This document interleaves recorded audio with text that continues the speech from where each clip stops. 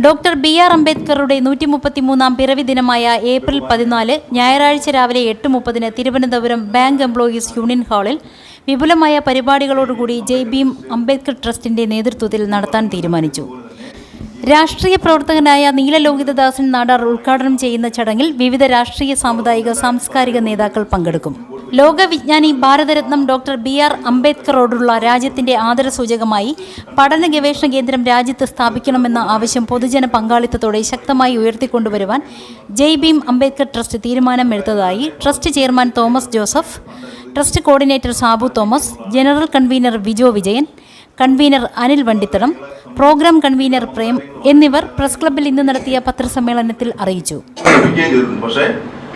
അത് ഒരു തുടർ നടപടിയായിട്ട് സർക്കാർ കാണാത്തിടത്തോളം ആണ് ഈ ഒരു പ്രൊജക്ട് നടപ്പാകാതെ വരുന്നത്. അപ്പോൾ അതിന് മാധ്യമപ്രവർത്തകരുടെ ഭാഗത്ത് നിന്ന് ഞങ്ങൾക്ക് സർവ്വവിധ പിന്തുണയും നൽകണമെന്നാണ് ഈ പത്രസമ്മേളനത്തിൽ നമുക്ക് ആവശ്യപ്പെടാനുള്ളത്. ലോക വിജ്ഞാന പദവി നൽകി ഐക്യരാഷ്ട്രസഭ 2016 മുതൽ ആദരിക്കുന്ന ഒരു വ്യക്തിത്വമാണ്, ഇന്ത്യയിലെ മഹാവ്യക്തിത്വമാണ് ഡോക്ടർ ബി.ആർ. അംബേദ്കർ. ഭാരതരത്നം ഡോക്ടർ ബി.ആർ. അംബേദ്കർ നമ്മുടെ ഇന്ത്യയുടെ ഭരണഘടനാ ശില്പി, അതോടൊപ്പം തന്നെ British imperial bank, federal reserve bank തുടങ്ങിയവയുടെ ശില്പി കൂടിയാണ് ഡോക്ടർ ബി.ആർ. അംബേദ്കർ. അദ്ദേഹത്തിന്റെ ഡിഗ്രികൾ ഈ ലോകത്തിലെ ഏറ്റവും ബ്രേവസ്റ്റുമാണെന്നുള്ള പദവിയാണ് ലോകം അദ്ദേഹത്തിന് നൽകിയിട്ടുള്ളത്. അദ്ദേഹം നിരവധി വിദേശ യൂണിവേഴ്സിറ്റികളിൽ നിന്നും നിരവധി ബിരുദങ്ങൾ കരസ്ഥമാക്കിയിട്ടുള്ള വ്യക്തിയാണ്. അതോടൊപ്പം തന്നെ ധാരാളം സാമൂഹിക പരിവർത്തന പ്രവർത്തനങ്ങൾ അദ്ദേഹം നേതൃത്വം കൊടുത്തിട്ടുണ്ട്. ആ മഹത് വ്യക്തിയെക്കുറിച്ച് പഠിക്കാൻ ഇന്ത്യ ഗവൺമെന്റ് ബഡ്ജറ്റിൽ ഒരു ഫണ്ട് അനുവദിച്ചുകൊണ്ട് അദ്ദേഹത്തിന്റെ നാമത്തിൽ ഒരു പഠന ഗവേഷണ കേന്ദ്രം രാജ്യത്ത് സ്ഥാപിക്കണമെന്നുള്ളതാണ് ജയ് ഭീം അംബേദ്കർ ട്രസ്റ്റ് മുൻപോട്ട് വെക്കുന്ന ആവശ്യം. 2016 അദ്ദേഹത്തിന് 125-ാം ജന്മദിനത്തിൽ അദ്ദേഹത്തിന് ലോക വിജ്ഞാന പദവി നൽകി ആദരിക്കുന്ന ആ സമയത്ത് തന്നെ തുടങ്ങി വെച്ച ട്രസ്റ്റാണ് ജയ് ഭീം അംബേദ്കർ ട്രസ്റ്റ്. ആ ട്രസ്റ്റിന്റെ അന്നു മുതലുള്ള പ്രവർത്തനങ്ങൾ ഈ പഠന കേന്ദ്രവും ഗവേഷണ കേന്ദ്രവും ഈ പൂർണ്ണകായ പ്രതിമയും തിരുവനന്തപുരത്ത് സ്ഥാപിക്കുക എന്നുള്ളതാണ് ലക്ഷ്യമിടുന്നത്. ഇതിനു വേണ്ടിയിട്ട് ആവശ്യമായ സ്ഥലം ട്രസ്റ്റ് കണ്ടെത്തിയിട്ടുണ്ട്.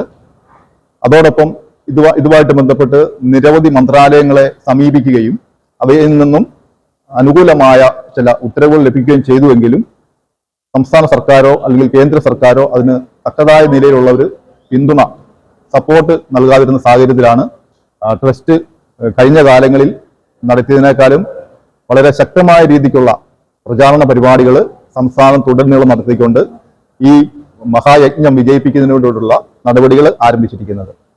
ഇതുമായിട്ട് ബന്ധപ്പെട്ട് ഏപ്രിൽ 14 അദ്ദേഹത്തിന്റെ ജന്മദിനം ആഘോഷിക്കുന്നതോടൊപ്പം തന്നെ അന്നേ ദിവസം അടുത്ത ഒരു വർഷത്തേക്ക് നീണ്ടു നിൽക്കുന്ന ഒരു വാഹന പ്രചരണ ജാഥ, അതുപോലെ ബോധവൽക്കരണം, ആരായിരുന്നു അംബേദ്കർ, അദ്ദേഹം രാജ്യത്തിന് നൽകിയ സംഭാവനകൾ എന്തൊക്കെയാണ്, അത്തരത്തിലുള്ള എല്ലാ വിഷയങ്ങളും ഉൾപ്പെടുന്ന ഒരു സമര പരിപാടികളും ബോധവൽക്കരണ പരിപാടികളുമായിട്ട് ട്രസ്റ്റ് മുമ്പോട്ട് പോകാൻ തീരുമാനിച്ചിട്ടുണ്ട്.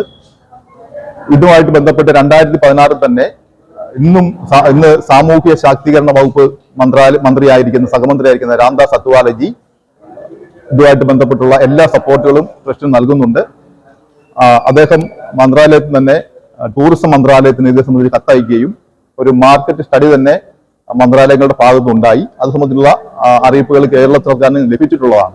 അപ്പോൾ ഇതുമായിട്ട് ബന്ധപ്പെട്ടുള്ള ഈ ഗവേഷണ പഠന കേന്ദ്രവും ഈ പൂർണ്ണകായ പ്രതിമയും ലോകത്തിലെ തന്നെ വലിയൊരു സംഭവമായിരിക്കും തിരുവനന്തപുരത്ത് സ്ഥാപിക്കുന്നതോടുകൂടി. കാരണം അത്രയേറെ റവന്യൂ വരുമാനം അല്ലെങ്കിൽ ടൂറിസം മേഖലയിലും തീർത്ഥാടന മേഖലയിലും ഈ പഠന ഗവേഷണ കേന്ദ്രവുമായിട്ട് ലോകത്തിലെ വിദേശ യൂണിവേഴ്സിറ്റികളിൽ നിന്നുള്ള സ്കോളേഴ്സ് ഇവിടെ കടന്നു വന്ന് അതൊരു പഠന വിഷയമാക്കാനും സാധ്യതയുണ്ട്. അത്തരത്തിലുള്ള വളരെയേറെ സമൂഹത്തിന് ഗുണമുള്ളതും സർക്കാരിന് റവന്യൂ വരുമാനം വർദ്ധിപ്പിക്കുന്നതുമായ ഒരു നടപടിയായിരിക്കും ഈ പ്രതിമയും ഈ പഠന കേന്ദ്രവും നമ്മുടെ രാജ്യത്ത് സ്ഥാപിക്കപ്പെടുന്നതോടുകൂടി സഞ്ജാതമാകുന്നുള്ള കാര്യമാണ് ഇവിടെ അറിയിച്ചു വരുന്നത്.